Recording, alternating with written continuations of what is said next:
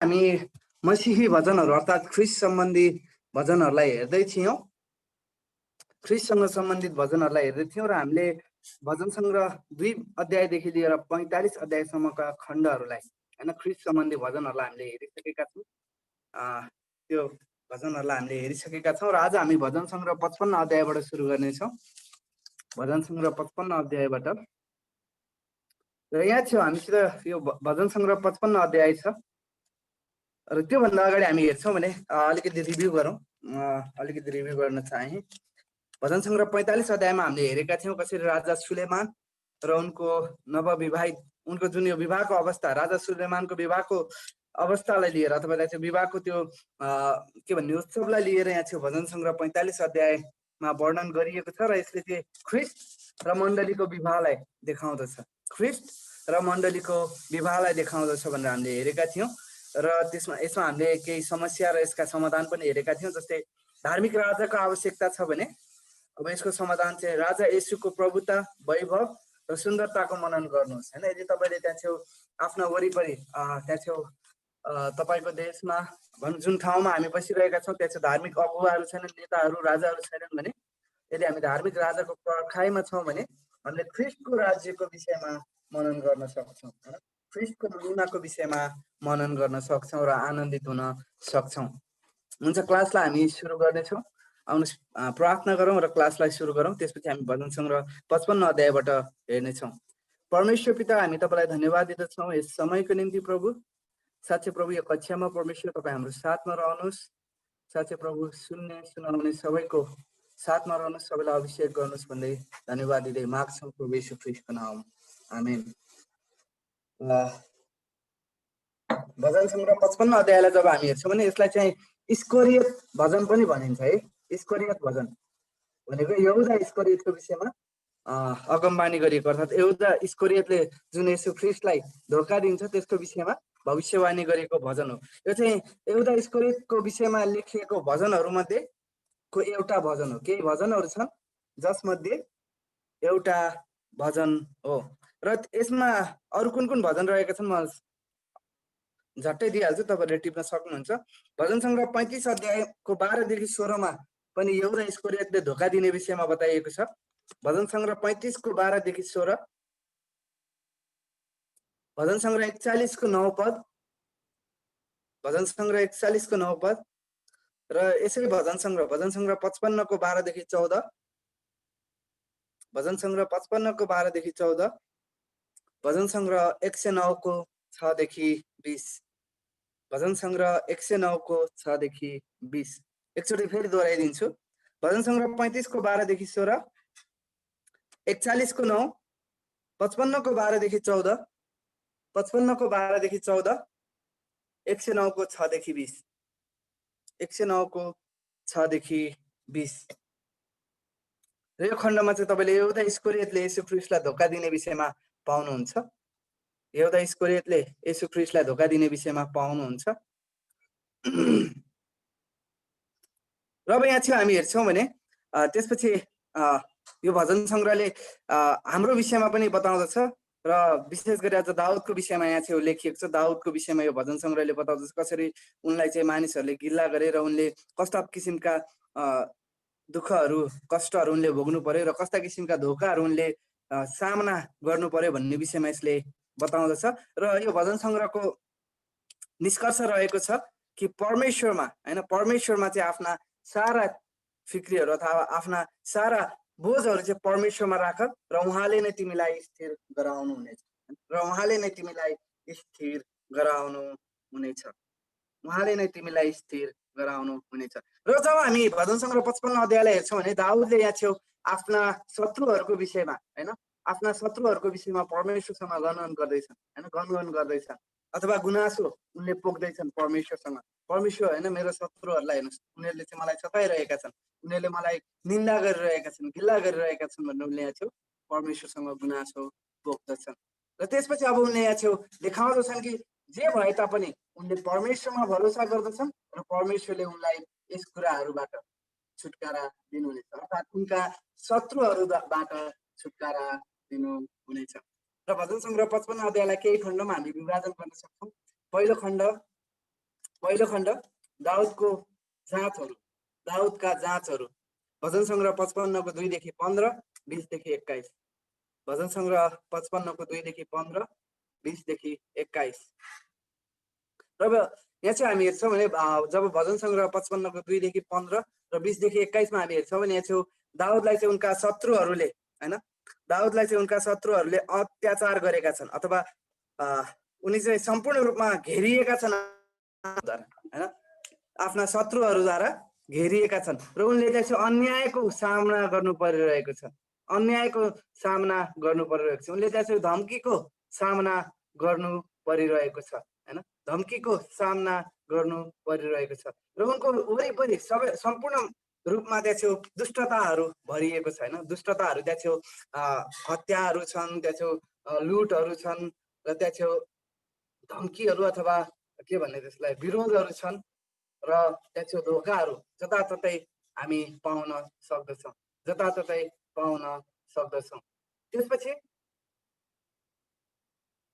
चाहिँ दाउदले हैन चाहिँ परमेश्वरको न्यायको खोजी गरेको हामी पाउँदछौँ, परमेश्वरको न्यायको खोजी गरेको पाउँदछौँ 55 को 9 पद र 15 पदमा, 55 अध्यायको 9 र 15 पदमा त्यहाँ चाहिँ उनले भन्दछन् परमेश्वर मेरा शत्रुहरूलाई मेरो शत्रुहरूको बिचमा फाटो ल्याइदिनुहोस् हैन, परमेश्वर मेरा शत्रुहरूको बिचमा फाटो ल्याइदिनुहोस्, परमेश्वर मेरा शत्रुहरूलाई नाश गरिदिनुहोस् हैन, परमेश्वर मेरा शत्रुहरूलाई नाश गरिदिनुहोस् भनेर उनले भजन सङ्ग्रह 55 को 9 र 15 मा भन्दछन्। उनले चाहन्छन् हैन कि उनका शत्रुहरू सबै मरुन् हैन, उनीहरूको मृत्यु होस् भनेर उनले चाहिँ भन्दछन्। त्यसपछि जब हामी भजन सङ्ग्रह 55 को 12 देखि 14 र 20 देखि 21 मा हेर्छौँ भने भजन सङ्ग्रह 55 को 12 देखि 14 र 20 देखि 21 मा हेर्छौँ भने यहाँ हामी देख्न सक्छौँ कि मित्रद्वारा धोका हैन, मित्रद्वारा धोका, एउटा मित्रले चाहिँ के गरेको छ, धोका दिएको छ।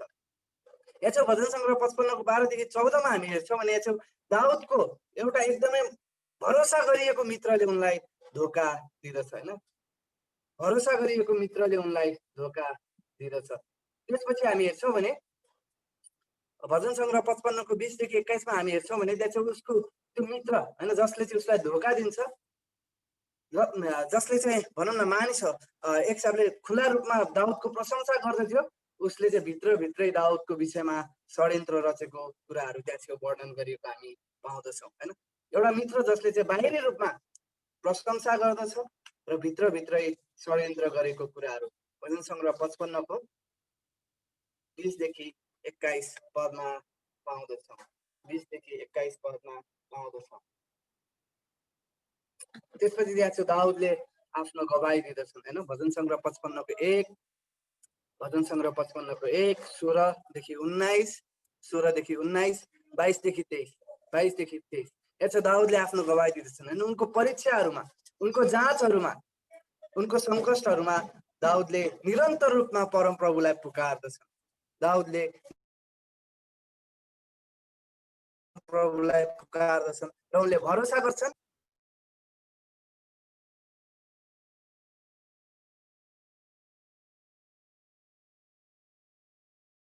तपाईँको साउन्ड अफ भयो, सुभाष सर साउन्ड अफ भयो।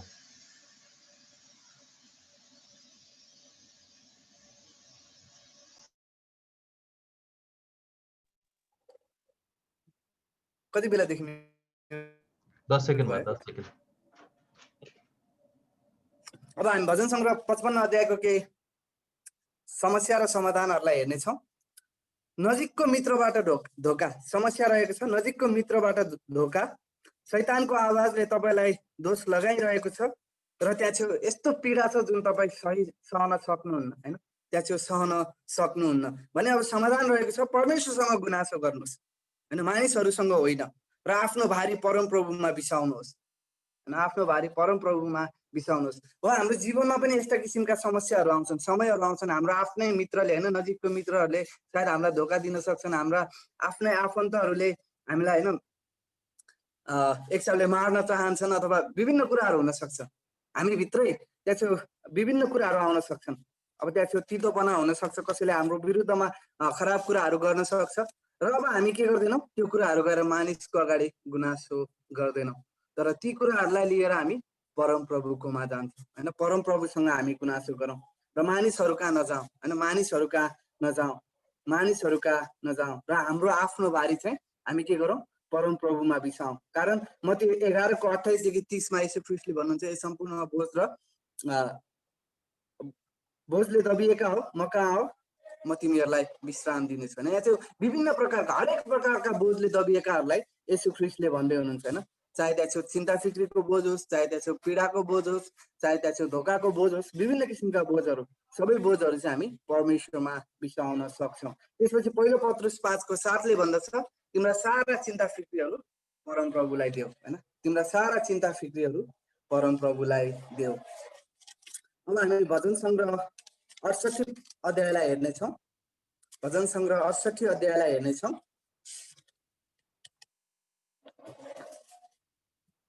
यदि तपाईँले यो भविष्यवाणीको विषयलाई अध्ययन गर्नुभएको छ भने यहाँ चाहिँ तपाईँले देख्नुहुन्छ कि यहाँ चाहिँ सायद तपाईँले भविष्यवाणीको विषयमा जब तपाईँले प्रकाशको पुस्तक पढ्नुहुन्छ र अन्य भविष्यवाणीको विषयमा अध्ययन गर्नुभएको छ भने त्यहाँ चाहिँ आर्मगेडनको युद्धको विषयमा सायद तपाईँले त्यहाँ चाहिँ जान्नुभएको होला, सुन्नुभएको होला होइन, जान्नुभएको होला, सुन्नुभएको होला।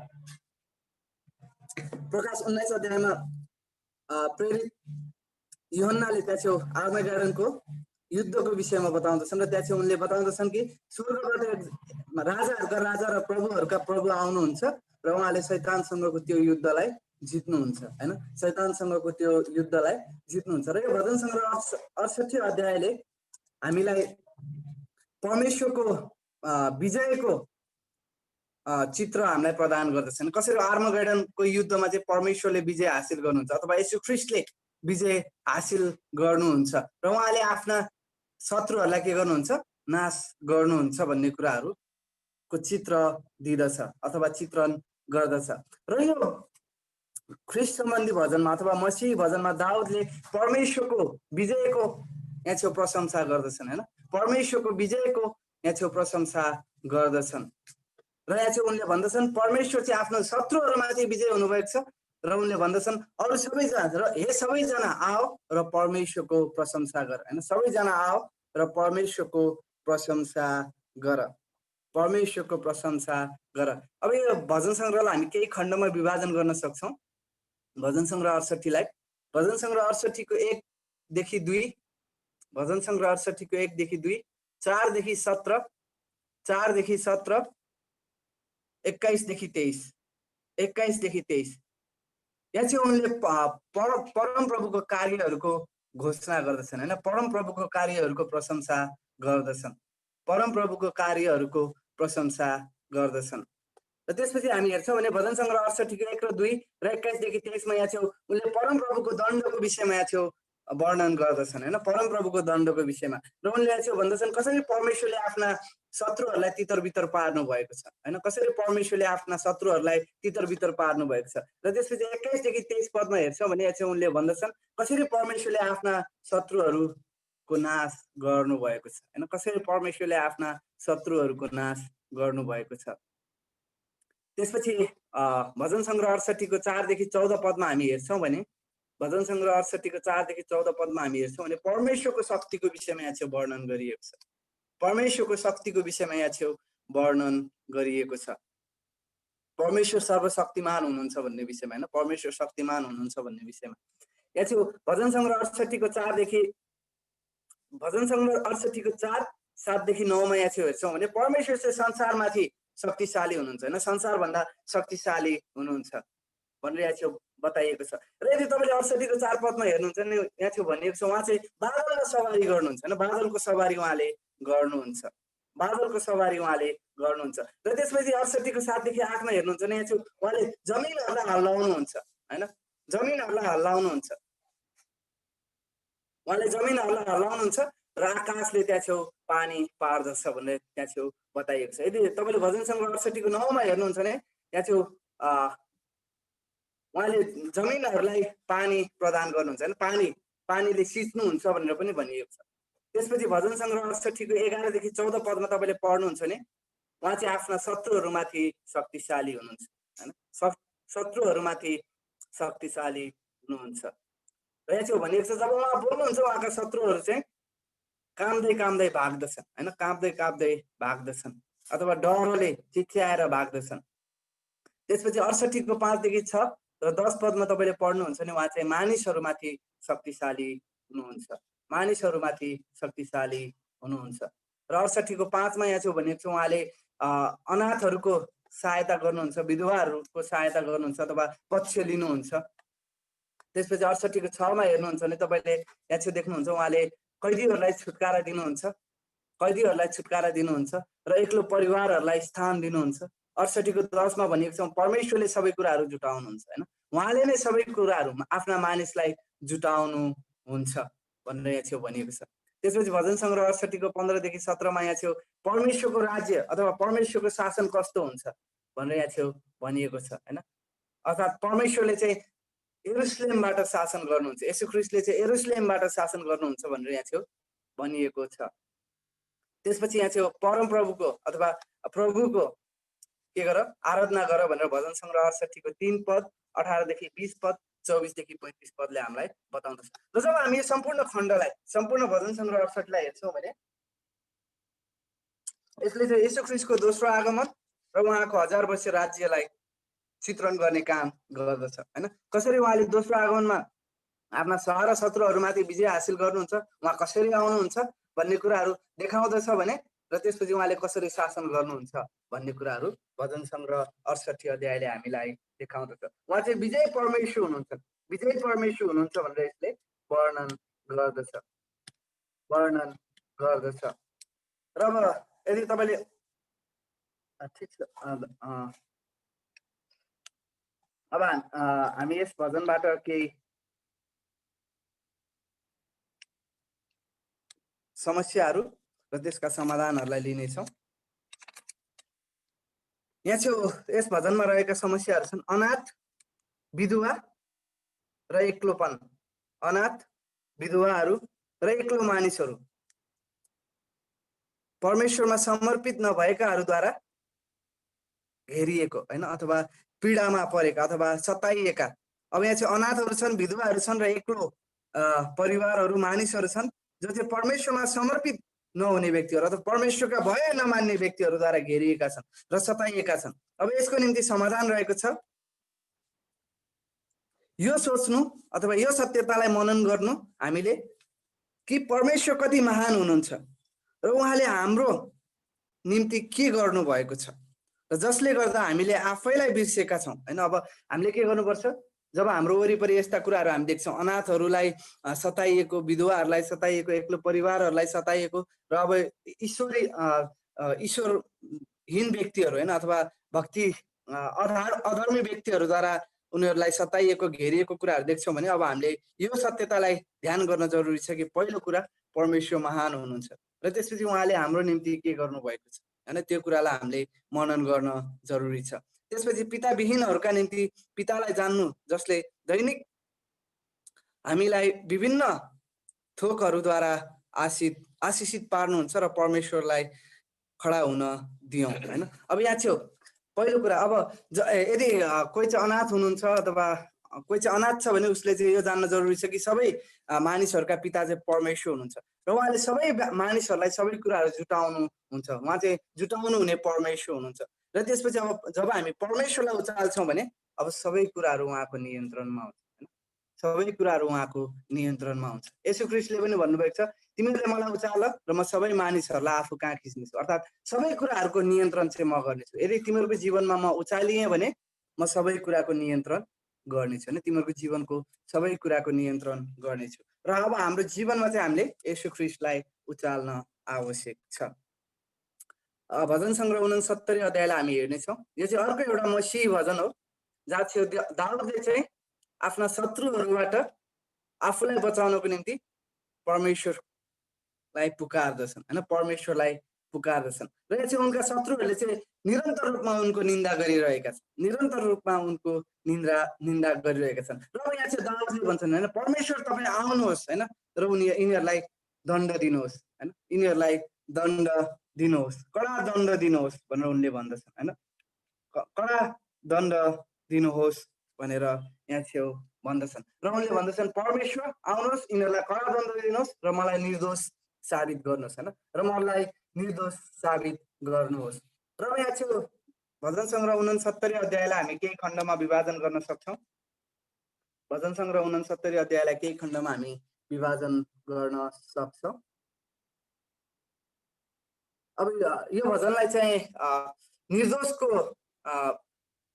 निर्दोषको कष्ट भनेर पनि हामी शीर्षक दिन सक्छौँ। निर्दोषको कष्ट भनेर हामी शीर्षक दिन सक्छौँ। भजन सङ्ग्रह 22 पछि यो एउटा अर्को भजन हो जसले चाहिँ येशू ख्रीष्टको कष्टको विषयमा हामीलाई बताउँदछ, जसले चाहिँ येशू ख्रीष्टको कष्टको विषयमा हामीलाई बताउँदछ।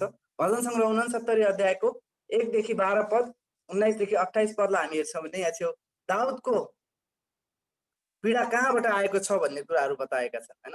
दाउदको पीडाहरूको स्रोतहरू के हो त भनेर यहाँ छेउ बताइएको छ। पहिलो, उनको शत्रुहरूबाट उनले पीडा पाएका छन् हैन। उनको शत्रुहरू चाहिँ उनको पीडाको स्रोत हो। भजन सङ्ग्रह 69 को 1 देखि 4, 10 देखि 12, 19 देखि 21, 1 देखि 4, 10 देखि 12 र 19 देखि 21 पदमा त्यहाँ छेउ बताइएको छ उनको पीडाको स्रोत चाहिँ उनका शत्रुहरू हुन्। र यहाँ चाहिँ उनीहरूले धेरै कुराहरू गरेका छन् दाउदको विरुद्धमा।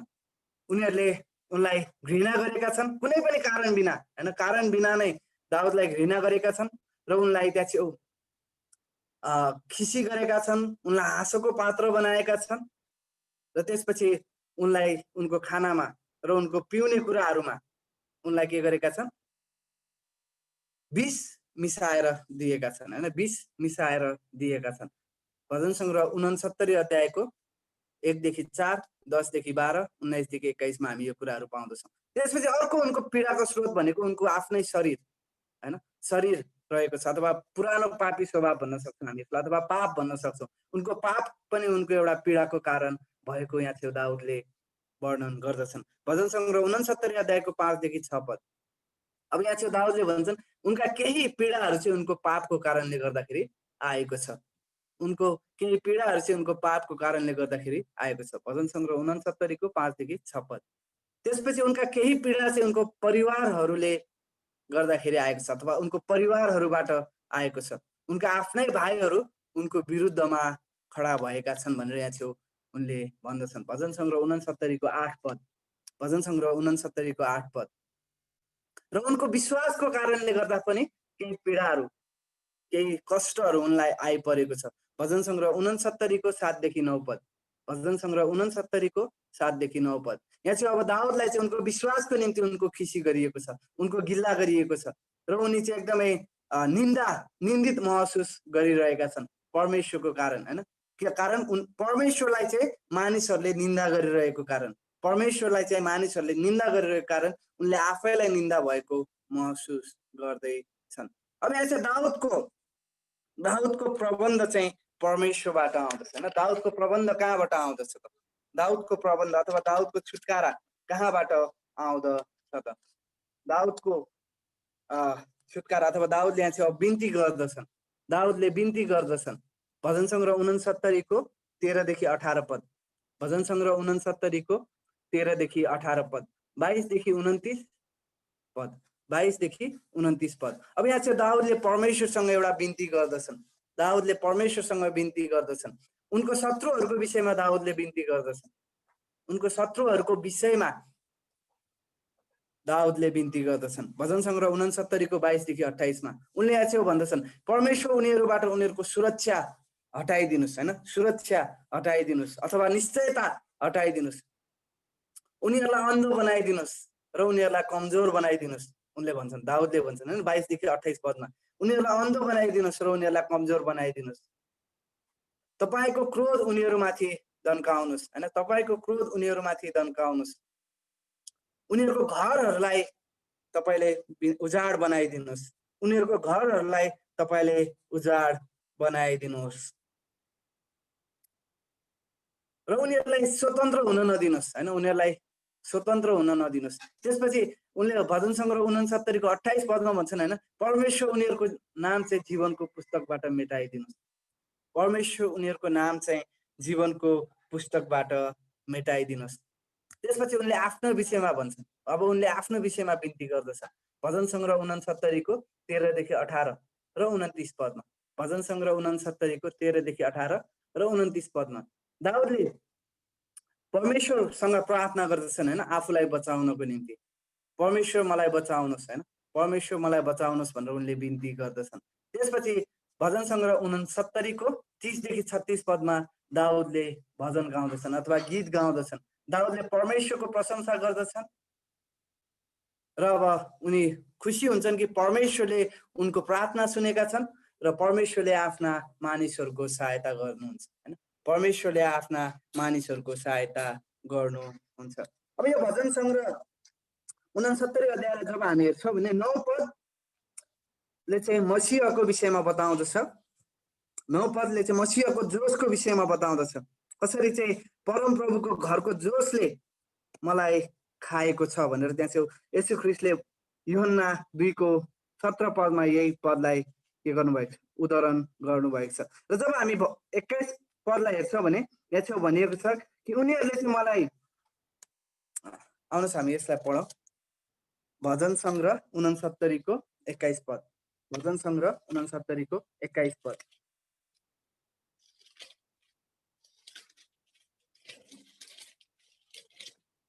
यसरी लेखिएको छ,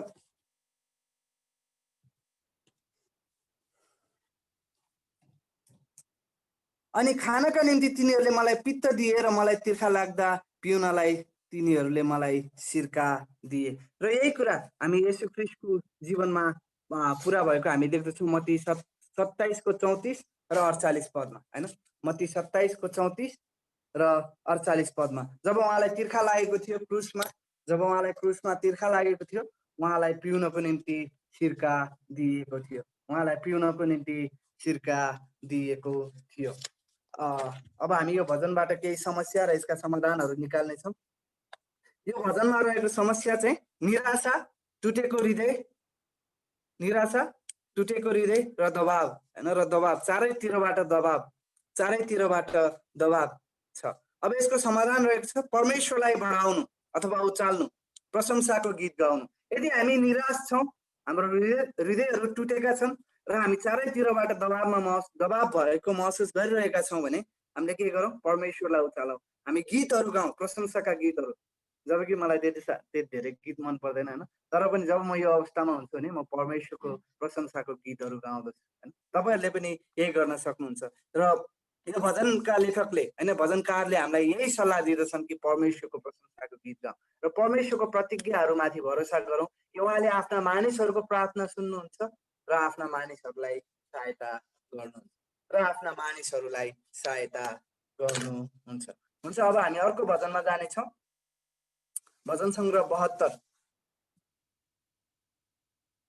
र जब दाउद लगभग 70 वर्षका भइसकेका थिए, जब उनी 70औं वर्षतिर पुगेका थिए र उनलाई थाहा थियो कि उनको पृथ्वीमा उनको समय एकदमै कम छ र उनले आफ्ना राष्ट्रका होइन सबै कुलहरूका अगुवाहरूलाई उनले चाहिँ भेला गराउँदछन् र उनीहरूलाई चुनौती दिँदछन् र उनले यो भजन सङ्ग्रह 72 अध्याय यहाँ छेउ के गर्दछन्, एउटा प्रार्थनाको रूपमा उनले यहाँ छेउ लेख्दछन् अथवा रचना गर्दछन् र उनले भन्छन् आफ्नो छोराको विषयमा होइन, र उनले आफ्नो छोरा र सिंहासनको विषयमा भन्दछन्, सोलोमनको विषयमा। तर जब हामी यो भजन सङ्ग्रहलाई पढ्दछौँ, जब भजन सङ्ग्रह 72 अध्यायलाई पढ्दछौँ भने यो चाहिँ केवल सोलोमनमा मात्रै सीमित रहँदैन, यो चाहिँ सोलोमनमा मात्रै सीमित रहँदैन, तर यो त्योभन्दा पनि माथि गएर ख्रीष्टको महिमित राज्यको विषयमा, ख्रीष्टको महिमित शासनको विषयमा यसले बताएको हामी पाउँदछौँ। र यहाँ छेउ भजन सङ्ग्रहका लेखकले अथवा दाउदले यहाँ छेउ राजामाथि अथवा आफ्नो छोरा जो चाहिँ भावी राजा हुन गइरहेका छन् उनीमाथि आशिष र समृद्धिले भरियोस् भनेर उनले प्रार्थना गर्दछन्। आशिषहरू आओस् र उनी चाहिँ समृद्धिले भरियुन् भनेर यहाँ छेउ प्रार्थना गर्दछन्। र जब हामी यो भजन सङ्ग्रहलाई पढ्दछौँ भने यहाँ चाहिँ जुन प्रकारको संसार वर्णन गरिएको छ, जुन प्रकारको संसार यहाँ चाहिँ वर्णन गरिएको छ, त्यो संसार चाहिँ हामी केवल येशू ख्रीष्टको शासनमा मात्रै हामी देख्नेछौँ। त्यो प्रकारको संसार चाहिँ केवल येशू ख्रीष्टको शासनमा मात्र हामी देख्नेछौँ। भजन सङ्ग्रह 72को 1ले यहाँ चाहिँ राजाको निम्ति दाउदले मागेका कुराहरूको विषयमा बताउँदछन् होइन। राजाको निम्ति दाउदले के माग्दछन्, भजन सङ्ग्रह 72को 1मा हामी हेरौँ। दाउदले राजाको निम्ति माग्दछन्, हे परमेश्वर, राजालाई तपाईका न्यायहरू र राजाका छोरालाई तपाईको धार्मिकता दिनुहोस्। हैन, सोलोमनलाई चाहिँ त्यहाँ छेउ अलौकिक न्याय गर्ने क्षमता दिनुहोस् र त्यहाँ छेउ अलौकिक अथवा ईश्वरीय धार्मिकता प्रदान गर्नुहोस् भनेर दाउदले यहाँ छेउ माग्दछन्। त्यसपछि अब राजाको चरित्रको विषयमा उनले वर्णन गर्दछन्। 72 को 2 देखि 17 पदमा राजाको चरित्रको विषयमा उनले वर्णन गर्दछन्। 72 अध्यायको 2 देखि 17 पदसम्म। र अब यो कुराहरू चाहिँ सम्पूर्ण रूपमा तब मात्रै पुरा हुन्छ जब येशू ख्रीष्टले त्यहाँ छेउ शासन गर्नुहुन्छ। येशू ख्रीष्टले त्यहाँ छेउ शासन गर्नुहुन्छ। अब राजाको चरित्रहरू कस्तो हुनुपर्छ त? 72 को 2 देखि 17 ले हामीलाई बताउँदछ। 72 को 2 देखि 17 पदले हामीलाई बताउँदछ। यसो हेर्छौँ भने नैतिक राजाको नैतिक जीवन, राजाले चाहिँ नैतिकवान भएर राज्य गर्नुपर्छ भनेर चाहिँ बताइएको छ। त्यसपछि सबै जब राजाले त्यहाँ राज्य गर्नेछन्, सबै संसार चाहिँ, सबै पृथ्वी नै त्यहाँ एक हिसाबले फुल फक्रिए जस्तै फक्रिनेछ। अर्थात् त्यहाँ अन्नहरू प्रशस्त मात्रामा उत्पादन हुन्छन् र सम्पूर्ण पृथ्वीले त्यहाँ समृद्धिको महसुस गर्नेछ। त्यहाँ जब राजाले राज्य गर्नेछन्, त्यहाँ गरिबहरू र अनाथहरू उनीहरू चाहिँ के गर्नेछन्, उनीहरूको सङ्कटबाट उनीहरू छुटकारा प्राप्त गर्नेछन् अथवा त्यहाँ उनीहरूले सुरक्षा महसुस गर्नेछन्। र जब राजाले त्यहाँ राज्य गर्नेछन्, उनको राज्य चाहिँ सदाको निम्ति रहनेछ। हैन, सदाको निम्ति रहनेछ। र त्यहाँ सूर्य र चन्द्रमा नरहे तापनि राजाको राज्य चाहिँ रहन आवश्यक छ। र जब त्यहाँ राजाले राज्य गर्नेछन्, उनले त्यहाँ युफ्रेटिस नदीदेखि लिएर समुद्रको किनारसम्म हैन उनले राज्य गर्नेछन् अथवा त्यहाँ पृथ्वीको पल्लो छेउसम्म उहाँले राज्य गर्नुहुनेछ। र जब राजाले राज्य गर्नुहुनेछ, उहाँ चाहिँ महिमामा राज्य गर्नुहुनेछ। जब राजाले राज्य गर्नुहुनेछ, उहाँले चाहिँ महिमामा राज्य गर्नुहुनेछ। र राजाले चाहिँ दयालु भएर हैन, दया र करुणा सहित राज्य गर्नुहुनेछ। उहाँले दुखीहरूलाई सहायता गर्नुहुन्छ र कमजोरहरूलाई बचाउनुहुन्छ। हैन, कमजोरहरूलाई बचाउनुहुन्छ र उहाँले हरेक जीवनलाई चाहिँ बहुमूल्य देख्नुहुन्छ। त्यसपछि हामी हेर्छौँ भने त्यहाँ अब राजामा चाहिँ त्यहाँ निश्चयता पाउन सकिन्छ। हैन, त्यो राजामा चाहिँ निश्चयता पाउन सकिन्छ। र अन्त्यमा भजन सङ्ग्रह 72 को 18 देखि 19 पदमा हामी हेर्छौँ भने त्यहाँ दाउदले राजाको महिमाको विषयमा त्यहाँ प्रशंसाको गीत गाउँदछन्, हैन, प्रशंसा गर्दछन्। कसरी चाहिँ आउनुहुने राजा येशू ख्रीष्टले चाहिँ आफ्नो महिमामा राज्य गर्नुहुन्छ भनेर त्यहाँ दाउदले वर्णन गरेका छन्। हुन्छ, भजन सङ्ग्रह 72 अध्यायबाट हामी केही ख्रीष्टको विषयमा हेर्छौँ। जब हामी भजन सङ्ग्रह 72 अध्यायलाई हेर्छौँ भने यसले चाहिँ ख्रीष्टको 1000 वर्ष राज्यको विषयमा हामीलाई बताउँदछ अथवा 1000 वर्षीय शासनको विषयमा हामीलाई बताउँदछ। त्यसपछि यसले विभिन्न तरिकाले येशू ख्रीष्टको महिमित शासनको विषयमा यहाँ बताएको हामी यहाँ पाउँदछौँ। र जब त्यहाँ येशू ख्रीष्टले राज्य गर्नुहुनेछ, त्यहाँ गरिबहरूले धार्मिकता प्राप्त गर्नेछन् र त्यहाँ पहाडहरू फस्टाउनेछन्, भनेको त्यहाँ अन्न बालीहरू फस्टाउनेछन्। त्यसपछि उहाँले चाहिँ थिचोमिचोमा परेकाहरूलाई स्वतन्त्र गर्नुहुनेछ र थिचोमिचो गर्नेहरूलाई उहाँले नाश गर्नुहुनेछ। त्यसपछि उहाँको राज्य चाहिँ कोमल हुन्छ र उहाँको राज्य चाहिँ मौलाउँछ भनेर यहाँ भनिएको छ। त्यसपछि सबै धार्मिक मानिसहरू चाहिँ समृद्धिमा बढ्दछन्, उनीहरू चाहिँ समृद्ध हुँदछन् भनेर भनिएको छ। र उहाँको राज्य चाहिँ पृथ्वीको एक छेउदेखि अर्को छेउसम्म के हुन्छ, विस्तारित हुन्छ अथवा फैलिनेछ भनेर भनिएको छ। र विशेष गरी 8 पद चाहिँ मसीहको विषयमा भविष्यवाणी गरिएको पद भनेर हामी भन्न सक्छौँ। उहाँले चाहिँ सबै कुराहरूमाथि अधिकार प्राप्त गर्नुभएको छ। हैन, सबै कुराहरूमाथि अधिकार प्राप्त गर्नुभएको छ। प्रकाश 11 को 15 पदलाई तपाईँले पढ्नुहुन्छ भने उहाँले चाहिँ समुद्रदेखि समुद्रसम्म र खोलाहरूदेखि पृथ्वीको पल्लो छेउसम्म अधिकार प्राप्त गर्नुभएको छ भनेर यसले हामीलाई बताउँदछ। र अब यहाँ केही समस्या र समाधानहरूलाई हामी हेर्नेछौँ।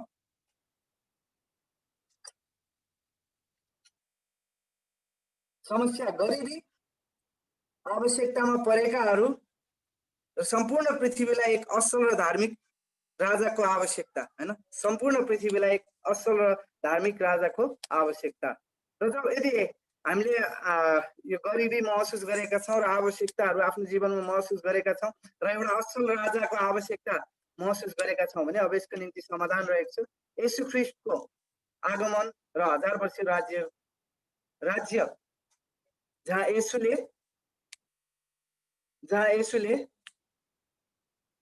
सरी जहाँ त्यहाँ चाहिँ अब जब सुलेमानले राज्य गरेका थिए त्यहाँ चाहिँ एउटा सानो चित्र मात्र उनले प्रकट गरेका थिए अब त्यहाँ चाहिँ हामीले केवल येशू ख्रीष्टको राज्यलाई पर्खन सक्छौँ यदि हामी गरिबी महसुस गर्छौँ आवश्यकताहरू महसुस गर्छौँ भने अब केवल येशू ख्रीष्टको राज्यमा मात्रै त्यहाँ चाहिँ हामीले भरिपूर्णताहरू हामीले त्यहाँ चाहिँ प्राप्त गर्न सक्छौँ र असल र धार्मिक राजा हामीले त्यहाँ चाहिँ प्राप्त गर्न सक्छौँ र अब हामी येशू ख्रीष्टको आगमनको प्रतीक्षा गर्न सक्छौँ यदि हामीले यो कुराहरूको प्रतीक्षा गरिरहेका छौँ भने पावलले पनि भन्दछन् हैन उहाँको आगमनको उत्कट इच्छा गर्नेहरूको निम्ति के गरिएको छ धार्मिकताको मुकुट राखिएको छ हैन धार्मिकताको मुकुट राखिएको छ र अब हामी के गरिरहेका छौँ येशू ख्रीष्टको महिमित आगमनको प्रतीक्षा गरिरहेका छौँ किनभने यस संसारमा कोही पनि यस्तो एउटा राजा छैन जसले उहाँले जसरी असल तरिकाले र धार्मिकता सहित शासन गर्न सक्दछ भजन सङ्ग्रह 89 लाई हामी हेर्नेछौँ यो चाहिँ अर्को एउटा मसीही भजन हो भजन सङ्ग्रह 89 लाई हामी हेर्नेछौँ यो चाहिँ अर्को एउटा मसीही भजन हो यहाँ चाहिँ एउटा व्यक्ति छन् लगभग 1555 एडीतिर उनी जिउँदथे र उनको नाम चाहिँ बिशप हुपर हो उनको नाम चाहिँ बिशप हुपर हो र उनलाई चाहिँ एउटा खम्बामा जिउँदै जलाइएको थियो हैन उनलाई चाहिँ एउटा खम्बामा बाँधेर जिउँदै जलाइएको थियो त्यो समयको रानी मेरीले हैन त्यो समयमा रानी मेरी भन्ने एकजना रानी हुनुहुन्थ्यो र उहाँको समयमा चाहिँ के गरिएको थियो बिशप हुपरलाई चाहिँ जिउँदै जलाइएको थियो एउटा खम्बामा बाँधेर जिउँदै जलाइएको थियो र उनले आफ्नो अन्तिम पत्रमा आफ्नो श्रीमतीलाई यही भजन सङ्ग्रह लेखेर उनले पठाउँदछन् हैन भजन सङ्ग्रह 89 उनले लेखेर पठाउँदछन् जब उनी कैदमा थिए उनलाई यो जिउँदै जलाइनुभन्दा अगाडि उनले आफ्नो श्रीमतीलाई यो भजन सङ्ग्रह समर्पित गर्दछन् ताकि उनले सान्त्वना प्राप्त गर्न सकुन् भनेर र यो चाहिँ एउटा महान मसीही भजन हो मसीही भजनहरूमध्ये एउटा महान मसीही भजन हो र यहाँ चाहिँ हामी देख्न सक्छौँ हैन विभिन्न सङ्कष्टहरूको बीचमा पनि यहाँ चाहिँ भजनका लेखकले परमेश्वरको अनन्तता र परमेश्वरको अनन्तको प्रतिज्ञामा उनी रमाउँदछन् हैन परमेश्वरको अनन्त प्रतिज्ञामा उनी रमाउँदछन् र यहाँ चाहिँ दाउद र उनका सन्तानहरूको विषयमा यहाँ चाहिँ जुन विशेष भविष्यवाणी दिएको छ त्यसको विषयमा यहाँ चाहिँ वर्णन गरिएको अथवा त्यसमा उत्सव मनाएको कुराहरू हामी पाउँदछौँ र जब हामी दोस्रो सामुएल 7 अध्यायलाई हेर्छौँ भने यहाँ चाहिँ त्यही भविष्यवाणी अथवा त्यो प्रतिज्ञा हामी पाउँदछौँ जुन प्रतिज्ञा दोस्रो सामुएल 7 अध्यायमा परमेश्वरले दिनुभएको थियो त्यो प्रतिज्ञाको विषयमा हैन त्यो प्रतिज्ञाको विषयमा यहाँ चाहिँ भजनका लेखक खुसी भएर उनले उत्सव मनाएर यो भजन लेखेको हामी पाउँदछौँ यो भजन सङ्ग्रहलाई हामी केही खण्डमा विभाजन गर्नेछौँ र त्यसपछि यसमा रहेको केही मसीही महत्त्वहरूलाई हेर्नेछौँ र हामी अर्को भजनमा जानेछौँ यहाँ चाहिँ प्रशंसा हामी भजन सङ्ग्रह 89 को 1 देखि 37 पदमा हेर्छौँ भने यहाँ चाहिँ प्रशंसा हामी गरेको पाउँदछौँ परमेश्वरको प्रशंसा गरेको हामी पाउँदछौँ यहाँ चाहिँ लेखकले चाहिँ परमेश्वरलाई धन्यवाद दिँदछन् 4वटा कुराको निम्ति भजनका लेखकले 4वटा कुराको निम्ति परमेश्वरलाई धन्यवाद दिँदछन् पहिलो परमेश्वरको व्यक्तित्वको निम्ति भजन सङ्ग्रह 89 को 1 देखि 2 5 देखि 8 र 14 पदमा भजन सङ्ग्रह 89 को 1 देखि 2 5 देखि 8 र 14 पदमा यहाँ चाहिँ उनले भजनका लेखकले परमेश्वरको व्यक्तित्वको निम्ति धन्यवाद ज्ञापन गर्दछन् अथवा धन्यवाद दिँदछन् प्रशंसा गर्दछन् परमेश्वरको दयाको निम्ति परमेश्वरको प्रेमको निम्ति परमेश्वरको विश्वासयोग्यताको निम्ति परमेश्वरका आश्चर्य कर्महरूको निम्ति उनले धन्यवाद दिँदछन् हैन परमेश्वरको अद्वितीयपनको निम्ति उनले धन्यवाद दिँदछन् परमेश्वरको धार्मिकता र परमेश्वरको न्यायको निम्ति उनले धन्यवाद दिदछन्। परमेश्वरको धार्मिकता र परमेश्वरको न्यायको निम्ति उनले धन्यवाद दिदछन्। दोस्रो रहेको छ परमेश्वरको सामर्थ्यको निम्ति उनले धन्यवाद दिदछन् अथवा परमेश्वरको शक्तिको निम्ति उनले धन्यवाद चढाउँदछन्। भजन सङ्ग्रह 89 को 9 देखि 13 पद। भजन सङ्ग्रह 89 को 9 देखि 13 पद। यहाँ चाहिँ हामी जब हेर्छौँ भने परमेश्वरको शक्तिको वर्णन गरेको हामी पाउँदछौँ। परमेश्वरको शक्तिको वर्णन गरेको पाउँदछौँ कि परमेश्वरले आफ्नो शक्तिद्वारा सबै कुराहरू सृष्टि गर्नुभयो अनि उहाँ चाहिँ शक्तिशाली हुनुहुन्छ, उहाँ चाहिँ बलियो हुनुहुन्छ, उहाँले सबै कुराहरू सृष्टि गर्नुभयो। त्यसपछि उहाँले समुद्रहरूमाथि शासन गर्नुहुन्छ अनि उहाँले समुद्रहरूमाथि शासन गर्नुहुन्छ। उहाँले चाहिँ समुद्रहरूलाई शान्त गर्न सक्नुहुन्छ, छालहरूलाई शान्त गर्न सक्नुहुन्छ भनेर त्यहाँ थियो भनिएको छ भजन सङ्ग्रह 89 को 9 पदमा। त्यसपछि उहाँले आफ्ना शत्रुहरूलाई नाश गर्नुहुन्छ होइन, उहाँले आफ्ना शत्रुहरूलाई तितर बितर पार्नुहुन्छ। तेस्रो कुरा रहेको छ परमेश्वरको प्रबन्धको निम्ति उनले धन्यवाद दिँदछन्। परमेश्वरको प्रबन्धको निम्ति भजन सङ्ग्रह 89 को 15 देखि 18। भजन सङ्ग्रह 89 को 15 देखि 18। अब यहाँ चाहिँ उनले भन्दछन् परमेश्वरले चाहिँ आफ्ना मानिसहरूलाई बल र आनन्द दिनुहुन्छ हैन, बल र आनन्द दिनुहुन्छ। त्यसै कारण उनले परमेश्वरलाई धन्यवाद दिँदछन्। त्यसपछि परमेश्वरको प्रतिज्ञाको निम्ति उनले यहाँ चाहिँ परमेश्वरलाई धन्यवाद दिँदछन्। परमेश्वरको प्रतिज्ञाको निम्ति उनले यहाँ चाहिँ परमेश्वरलाई धन्यवाद दिँदछन्। र यो प्रतिज्ञा जुन चाहिँ परमेश्वर आफैले दाउदसँग बाँध्नुभयो होइन, राजा दाउदलाई दिनुभयो, परमेश्वर आफैले दिनुभयो। त्यसपछि त्यो प्रतिज्ञा जुन चाहिँ शर्तरहित छ र जुन चाहिँ अनन्तको छ होइन, जुन चाहिँ सधैँ रहिरहन्छ, जुन प्रतिज्ञाको अन्त्य चाहिँ कहिले पनि हुँदैन।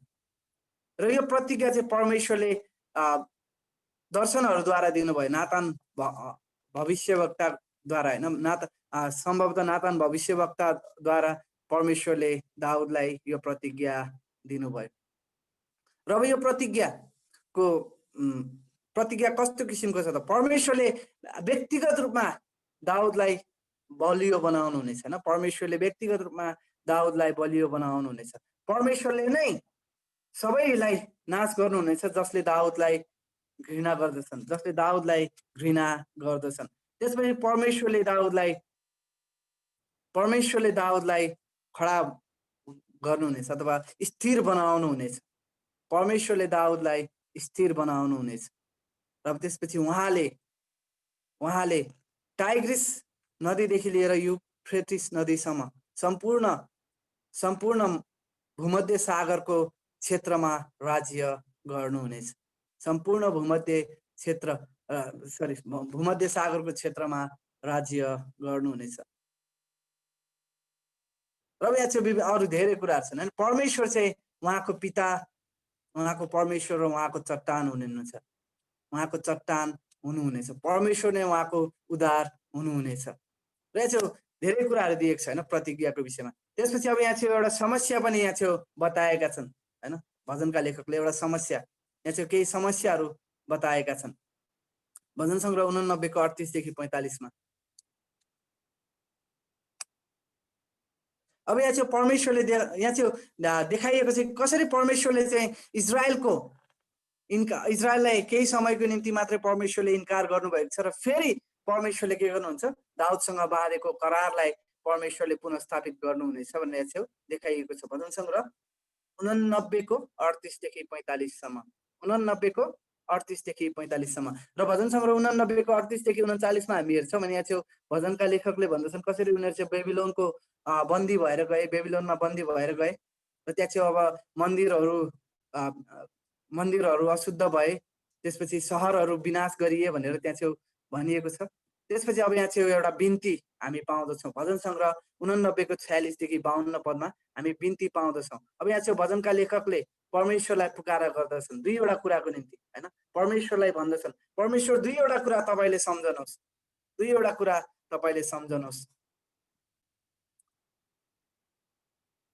यहाँ चाहिँ भजनका लेखकले दुईवटा कुरा सम्झन्छन् र परमेश्वरलाई पुकार्दछन् र आफैलाई बलियो बनाउँदछन्। भजनका लेखकले दुईवटा कुरा सम्झन्छन् र परमेश्वरलाई पुकार्दछन् र आफैलाई बलियो बनाउँदछन्। परमेश्वर, हाम्रा जीवनहरू चाहिँ छोटा छन् होइन, अर्थहीन छन् र सबै मर्दछन्। त्यसपछि परमेश्वरको प्रेम चाहिँ के छ? परमेश्वरको प्रेम चाहिँ अचुक छ, कहिले पनि चुक्दैन, सदा रहिरहन्छ। भजन सङ्ग्रह 89 को 49 देखि 52 पद। भजन सङ्ग्रह 89 को 49 देखि 52 पदले यो कुराहरू हामीलाई बताउँदछ। हुन्छ, हामी भजन सङ्ग्रह 89 बाट केही कुराहरू हेर्नेछौँ।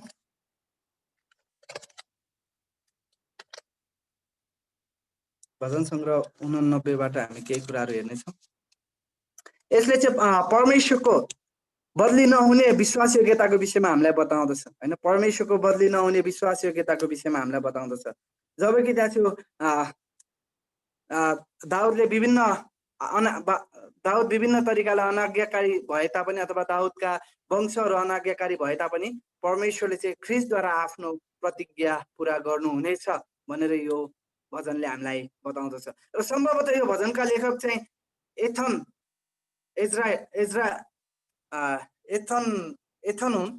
हुन्, जो चाहिँ एथन हुन्। यो भजनका लेखक चाहिँ एथन हुन्, जसलाई चाहिँ सुलेमानको शासनको बेलाको एउटा बुद्धिमान व्यक्ति भनेर पनि चिनिएको छ। पहिलो राजा 4 को 31 पदमा, पहिलो राजा 4 को 31 पदमा। त्यही पनि हामी ठ्याक्कै भन्न सक्दैनौँ कि यो चाहिँ एथनले नै लेखेका हुन् भनेर, तर सम्भवतः उनकै समयमा सुलेमानकै समयमा पहिलो राजा 11 अध्यायको समयतिर यो भजन लेखिएको हो भनेर त्यहाँ छेउमा धेरै विद्वानहरूले मानिलिएका छन्।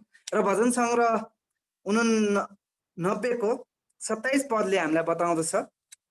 भजन सङ्ग्रह 89 को 27 पदले हामीलाई बताउँदछ। हेरौँ हामी यो कुरालाई। 89 को 27 पदले हामीलाई बताउँदछ कि हो, म उनलाई पृथ्वीका राजाहरूभन्दा उच्च मेरा जेठा तुल्याउने छु हैन। यहाँ चाहिँ अवश्य पनि दाउद, सुलेमान वा उनका वंशजहरूको विषयमा यो अथवा उनका शारीरिक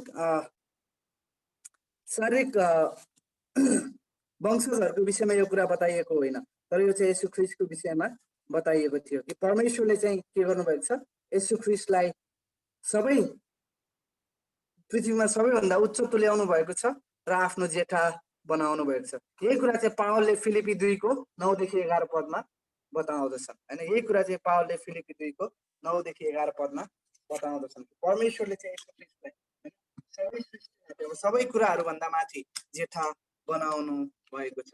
सबै कुराहरूमाथि जेठा, सबै कुराहरूमाथि उच्च तुल्याउनु भएको छ र उहाँलाई जेठा बनाउनु भएको छ। र यो भजनमा रहेको समस्या चाहिँ हाम्रो पापको लाज मर्दो र पीडादायी नतिजा हैन। हामीले जब हामी हाम्रो जीवनमा पाप गर्दछौँ भने त्यहाँ चाहिँ हो हामीले परमेश्वरका प्रतिज्ञाहरू बाट हामी बाहिर जाँदैनौँ अथवा हामीले अनन्त जीवन गुमाउन सक्दैनौँ अथवा विभिन्न कुराहरू हैन परमेश्वरबाट हामी टाढा हुन सक्दैनौँ। तर पनि त्यहाँ चाहिँ हामीले विभिन्न नतिजाहरू भोग्नु पर्दछ हैन, विभिन्न नतिजाहरू भोग्नु पर्दछ।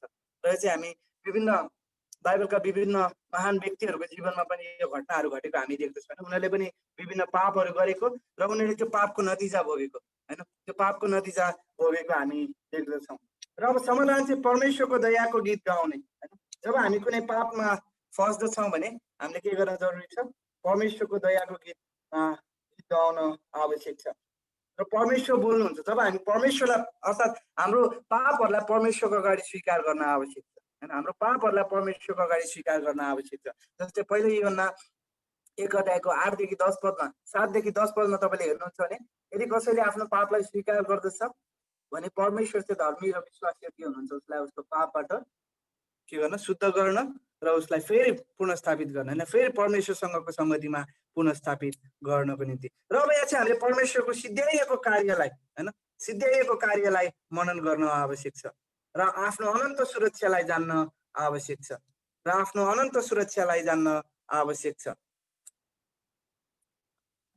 र जब हामी कुनै पापमा फस्दछौँ र त्यसको नतिजाहरू हामीले भोगिरहेका हुन्छौँ भने हामीले यो जान्न जरुरी छ कि हामीले आफ्नो अनन्त जीवन गुमाएका छैनौँ हैन।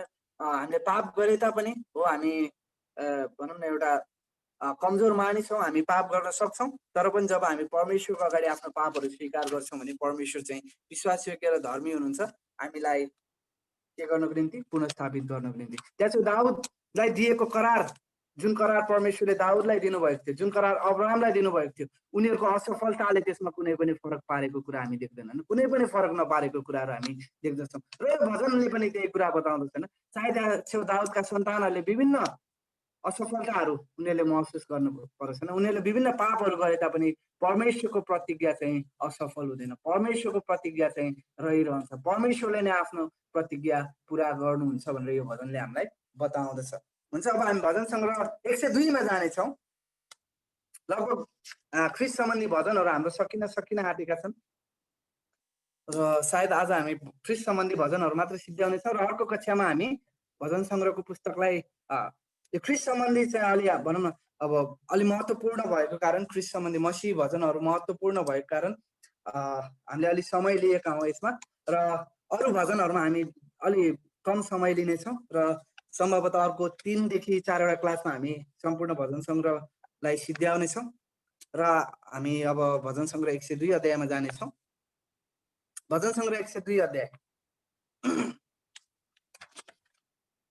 भजन सङ्ग्रह 102 अध्याय। यहाँ चाहिँ हामी हेर्छौँ भने शत्रुहरूले यहाँ चाहिँ आक्रमण गरिरहेका छन् होइन, शत्रुहरूले आक्रमण गरिरहेका छन् र भजनका लेखक को हृदय चाहिँ यहाँ चाहिँ टुटेको छ र उनी एक शब्दले चाहिँ हामी हेर्छौँ भने उनी अस्वस्थ पनि छन् र उनले चाहन्छन् कि परमेश्वरले चाहिँ त्यहाँ चाहिँ हस्तक्षेप गर्नुभएको होस् होइन, त्यहाँ चाहिँ परमेश्वरले हस्तक्षेप गर्नुभएको होस्। र यहाँ चाहिँ उनले यहाँ चाहिँ आउनुहुने मसीहको विषयमा पनि यहाँ चाहिँ वर्णन गर्दछन् एक हिसाबले होइन, आफ्नो यहाँ चाहिँ पीडाहरूभित्र होइन, आफ्नो टुटेको हृदयको वर्णन गर्दा गर्दै उनले मसीहको विषयमा पनि यहाँ चाहिँ वर्णन गर्दछन्। र यहाँ चाहिँ उनले भन्दछन् अहिलेको स्वर्ग र अहिलेको पृथ्वी चाहिँ नाश हुनेछ होइन, अहिलेको स्वर्ग र अहिलेको पृथ्वी चाहिँ नाश हुनेछन् र सबै कुराहरू नयाँ हुनेछन् भनेर यहाँ चाहिँ भजनका लेखकले भन्दछन्, भजनका लेखकले वर्णन गर्दछन्। र आउनुहोस् यो भजन सङ्ग्रह 102 अध्यायलाई हामी सरसर्ती हेरौँ, यसलाई केही विभाजन गरौँ, रूपरेखामा हामी हेरौँ। भजन सङ्ग्रह 102 को 1 देखि 11 र 23 देखि 24 पदमा यहाँ छेउ 23 देखि 24 पदमा यहाँ छेउ भजनका लेखकको कष्टको विषयमा बताइएको छैन, उनले कस्तो कष्टहरू यहाँ छेउ महसुस गरिरहेका छन्, कष्टको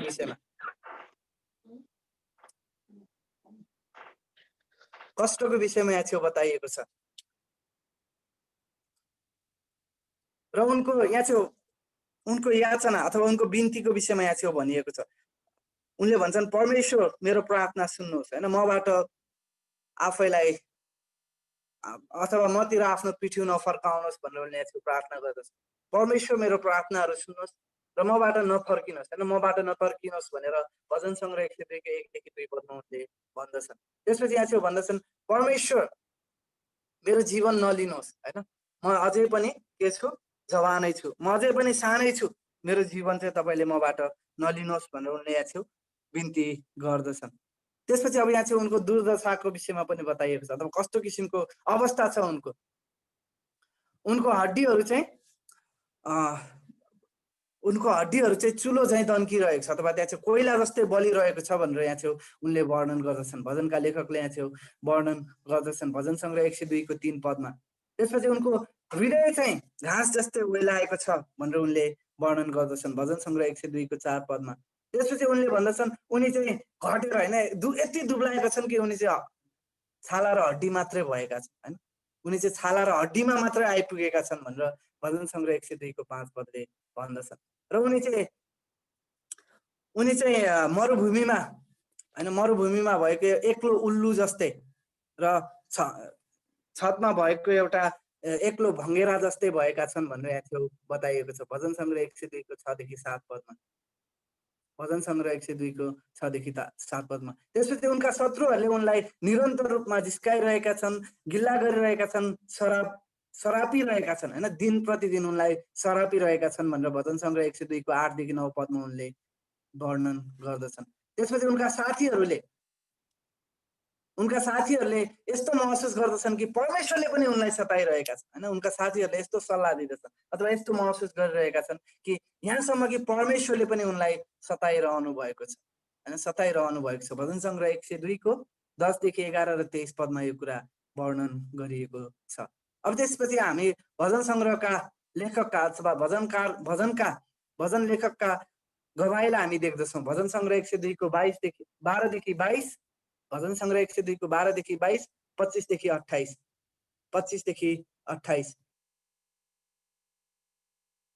अब यहाँ चाहिँ सुस्केराहरूको बिचमा पनि विश्वासको आवाज सुनिएको छैन अथवा उच्च भएको छ। र अब यहाँ चाहिँ भजनका लेखकले आफ्नो दुःखहरूलाई भुलेर परमेश्वरको प्रशंसा र आराधना गर्दछन् हैन। भजन सङ्ग्रहका लेखकले आफ्नो दुःखहरूलाई भुलेर परमेश्वरको प्रशंसा र आराधना गर्दछन्। परमेश्वरको अनन्तताको निम्ति हैन, अथवा परमेश्वरको अनन्तताको गुणको निम्ति, परमेश्वर अनन्त हुनुभएको कारण उनले प्रशंसा गर्दछन्।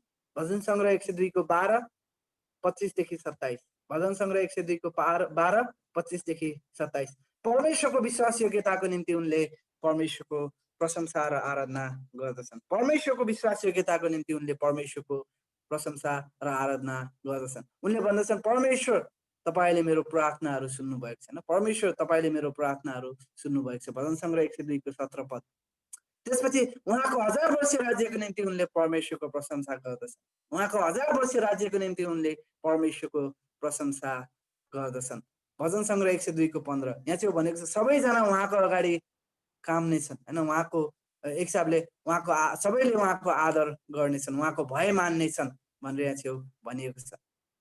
त्यसपछि उहाँको दयाको निम्ति, उहाँको करुणाको निम्ति भजनका लेखकले उहाँको प्रशंसा र आराधना गर्दछन्। भजन सङ्ग्रह 102 को 13 देखि 14, 16, 18 देखि 22, भजन सङ्ग्रह 102 को 13 देखि 14, 16, 18 देखि 22 पद। त्यसपछि उहाँको सर्वज्ञानताको निम्ति अथवा सर्वशक्तिमानताको निम्ति यहाँ चाहिँ भजनका लेखकले परमेश्वरको आराधना गर्दछन्। परमेश्वर सर्वशक्तिमान हुनुहुन्छ, त्यसकारण हैन, त्यसकारण भजनका लेखकले यहाँ चाहिँ परमेश्वरको आराधना र प्रशंसा गर्दछन्। उहाँले पृथ्वीहरू बनाउनु भयो र स्वर्गहरू, उहाँले पृथ्वी र स्वर्गहरू बनाउनु भएको छ, उहाँले पृथ्वी र स्वर्गहरू बनाउनु भयो भनेर भजन सङ्ग्रह 102 को 25 पदले हामीलाई बताउँदछ। त्यसपछि उहाँको अपरिवर्तनीय स्वभावको निम्ति हैन, उहाँ चाहिँ कहिले पनि बदली नहुनुहुने परमेश्वर हुनुभएको कारण यहाँ चाहिँ भजनका लेखकले परमेश्वरको प्रशंसा र आराधना गर्दछन्। भजन सङ्ग्रह 102 को 26 देखि 28, उहाँ कहिले पनि बदली हुनुहुन्न। उहाँले आफ्ना सन्तानहरूलाई कहिले पनि आफ्नो उपस्थितिबाट टाढा पठाउनुहुन्न, आफ्नो उपस्थितिबाट टाढा गर्नुहुन्न भनेर यो भजनले हामीलाई बताउँदछ। यो भजनले हामीलाई बताउँदछ। र यहाँ चाहिँ हामी परमेश्वरका विभिन्न गुणहरूलाई पनि हामी पाउँदछौँ हैन, परमेश्वरका विभिन्न स्वभावहरूलाई, परमेश्वरको अनन्तता, परमेश्वरको विश्वास योग्यता, परमेश्वरको सार्वभौमता हैन, परमेश्वरको सार्वभौमता, परमेश्वरको दया करुणा, परमेश्वरको सर्वशक्तिमानता र परमेश्वरको अपरिवर्तनीयता हैन, परमेश्वरको अपरिवर्तनीयता, परमेश्वर कहिले पनि बदली हुनुहुन्न। र यो भजनले हामीलाई परमेश्वरको विषयमा पनि विभिन्न ज्ञानहरू दिँदछ। परमेश्वरको सम्पूर्ण स्वभावको चित्रण हामीलाई गर्दछ, चित्र हामीलाई प्रदान गर्दछ। हुन्छ, हामी भजन सङ्ग्रह 102 अध्यायमा ख्रीष्ट सम्बन्धी भएका केही कुराहरूलाई हेर्दछौँ। यहाँ चाहिँ ख्रीष्टको अनन्तताको विषयमा भविष्यवाणी गरिएको छ हैन, ख्रीष्टको अनन्तताको विषयमा भविष्यवाणी गरिएको छ। र सायद यो चाहिँ यो भजन चाहिँ लगभग बेबिलोनको कैदमा लगिएको अन्तिमतिर लेखिएको भजन हो, बेबिलोनको कैदको अन्त्यतिर लेखिएको भजन हो। यो चाहिँ त्यहाँ चाहिँ कैदमा भएका यहुदीहरूलाई हैन उत्साह दिनको निम्ति र यरुशलेमलाई पुनर्निर्माण गर्नको निम्ति लेखिएको भजन हो। र यसले चाहिँ लगभग यसले चाहिँ येशू ख्रीष्टको दोस्रो आगमनको विषयमा बताउँदछ।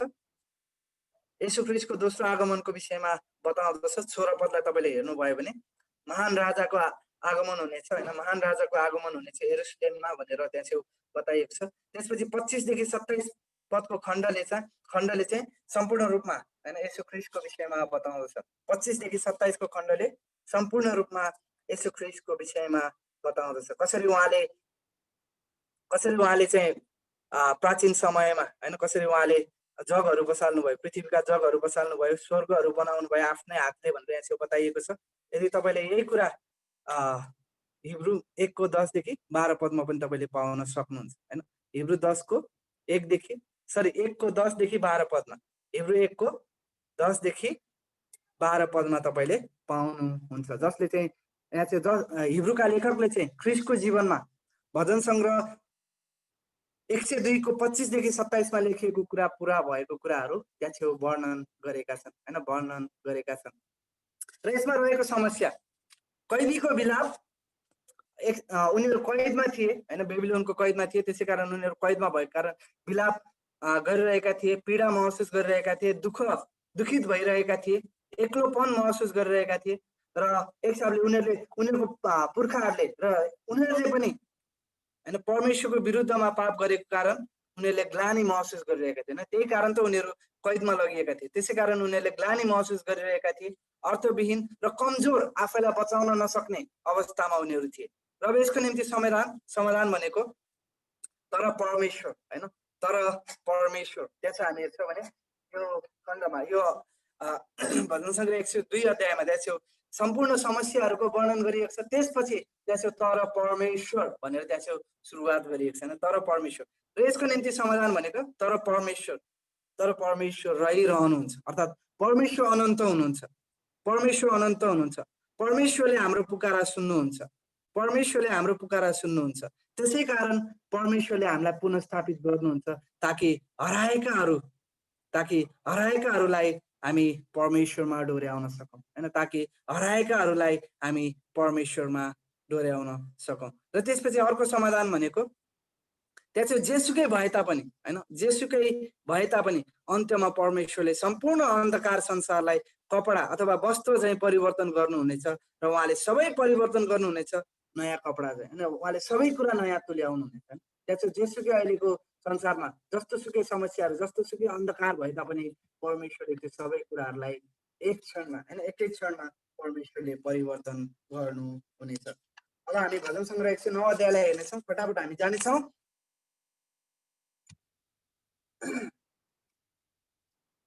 र यो भजन सङ्ग्रह चाहिँ एउटा अर्को मसीही भजन सङ्ग्रह हो, ख्रिस्ट सम्बन्धी भजन सङ्ग्रह हो।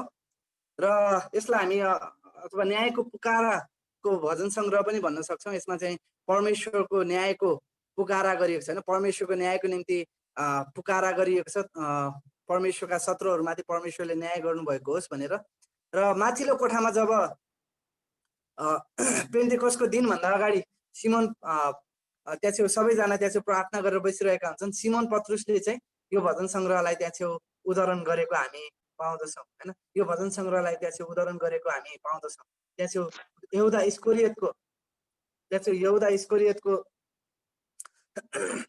इस्करियोतको धोकाको विषयमा कसरी बताइएको थियो भनेर त्यहाँ वर्णन गरेको हामी पाउँदछौँ। र यो भजन सङ्ग्रह चाहिँ अर्को एउटा भजन सङ्ग्रह हो जहाँ चाहिँ यहुदा इस्करियोतको धोकाको विषयमा बताइएको छ है, धोकाको विषयमा बताइएको छ।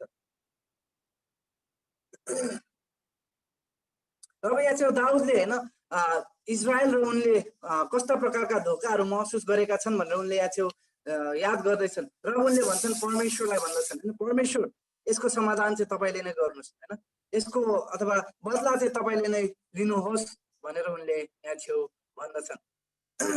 भजन सङ्ग्रह 109 को 1 देखि 5 र 22 देखि 25 मा यहाँ चाहिँ सतावटहरूको विषयमा बताइएको छ।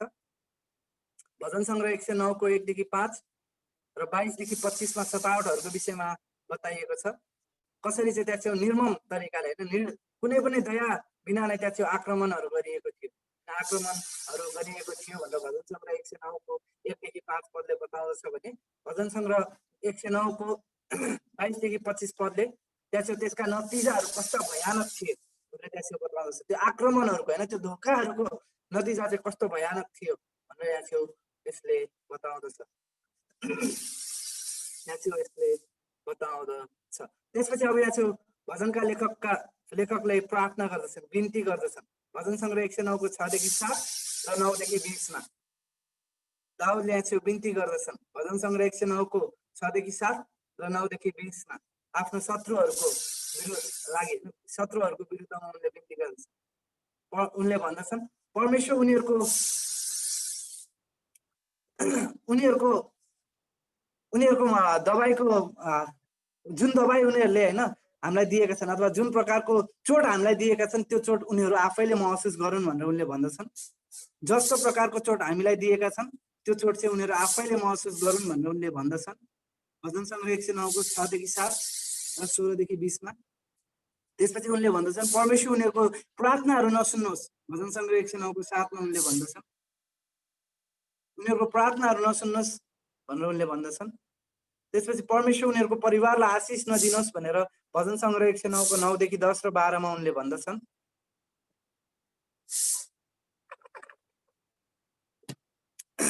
त्यसपछि उनले भन्दछन् उनीहरूलाई आर्थिक रूपमा पनि आशिष नदिनुहोस्। भजन सङ्ग्रह 109 को 11 मा।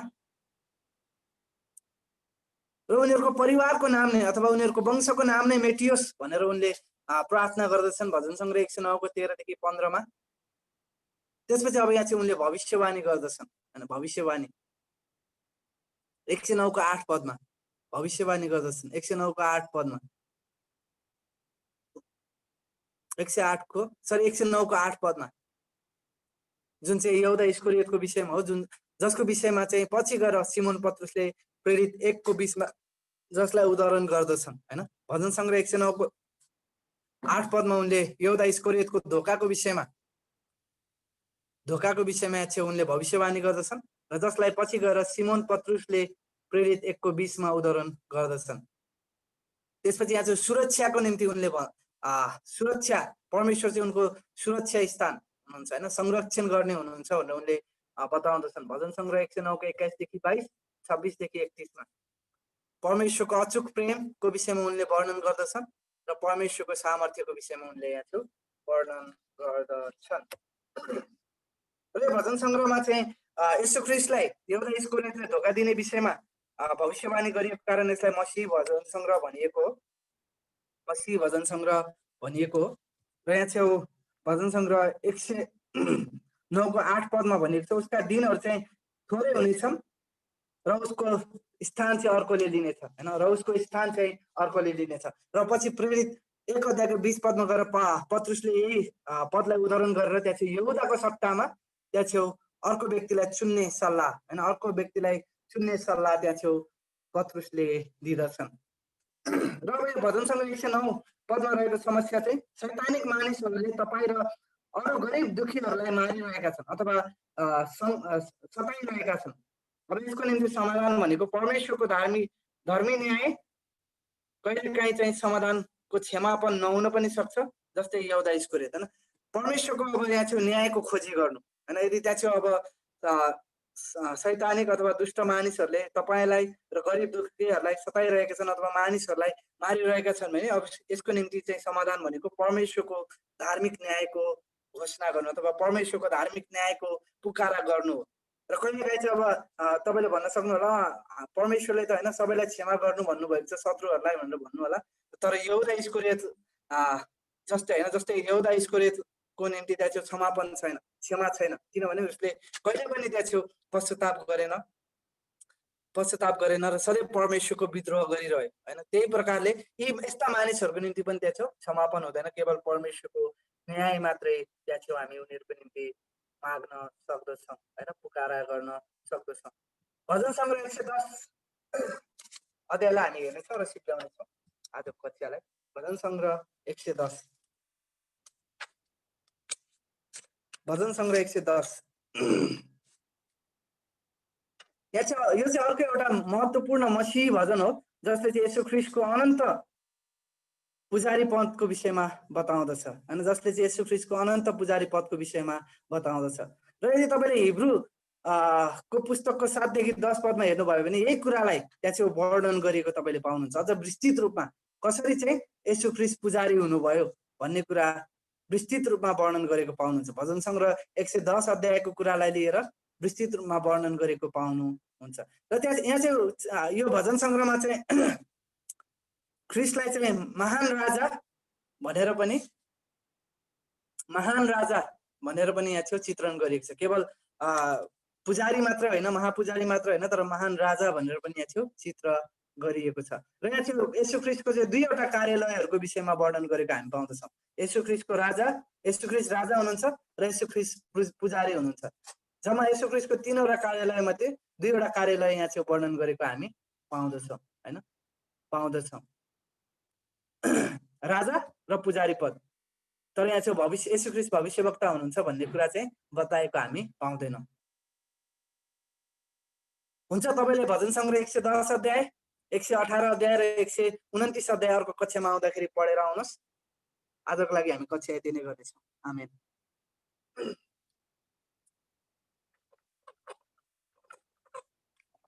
अनि हिब्रू 7 देखि 10 अध्याय पनि पढेर आउनुहोस्। केही प्रश्न छ भने सोध्न सक्नुहुन्छ।